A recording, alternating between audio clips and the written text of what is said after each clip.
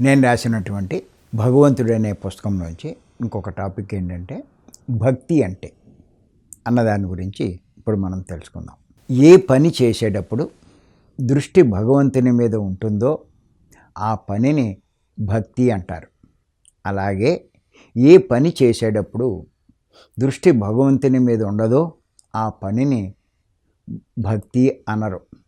సాధారణంగా పూజ చేసిన, భజన చేసిన, ప్రార్థన చేసిన, స్తోత్రాలు చదివిన, నామజపం చేసిన భక్తి అంటారు.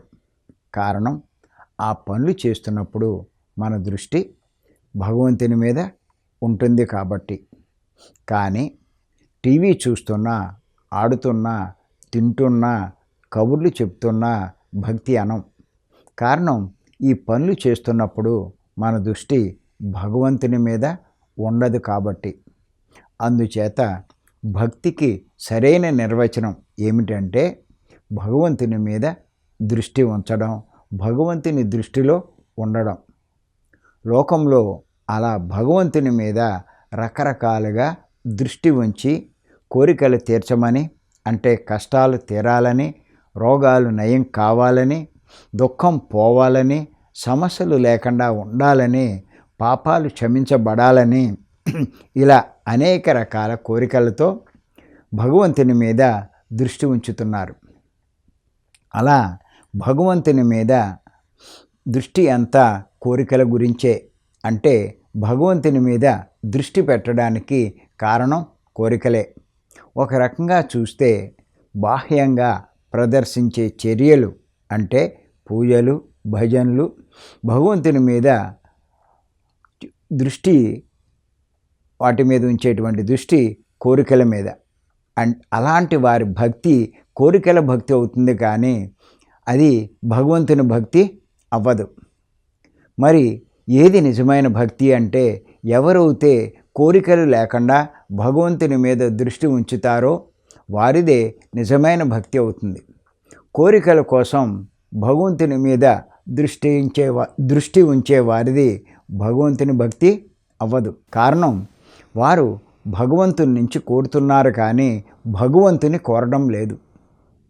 మరి నిజమైన భక్తి ఏది అంటే ఎవరైతే కోరికలు లేకుండా సత్యమైన భగవంతుని మీద దృష్టి ఉంచుతారో దానినే నిజమైన భక్తి అంటారు.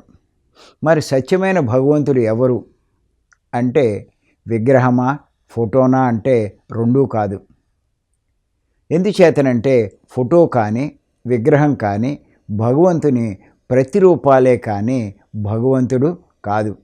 చూడండి, గాంధీ గారి ఫోటో గాంధీ గారు అవ్వరు కదా. మరి భగవంతుని మీద దృష్టి ఉండాలి అంటే భగవంతుడు ఎవరు, ఎక్కడ ఉంటాడు అంటే ఆయన అందరిలో ఆత్మస్వరూపంగా ఉన్నాడని ఇంతకు ముందే మనం తెలుసుకున్నాం. అందుచేత ఆత్మ మీద దృష్టి ఉంచితే సత్యమైన భగవంతుని మీద దృష్టి ఉంచినట్లే. మరి ఆత్మ ఎవరు అని ప్రశ్నించుకుంటే మనం ఇంకొక సత్యం తెలుస్తుంది.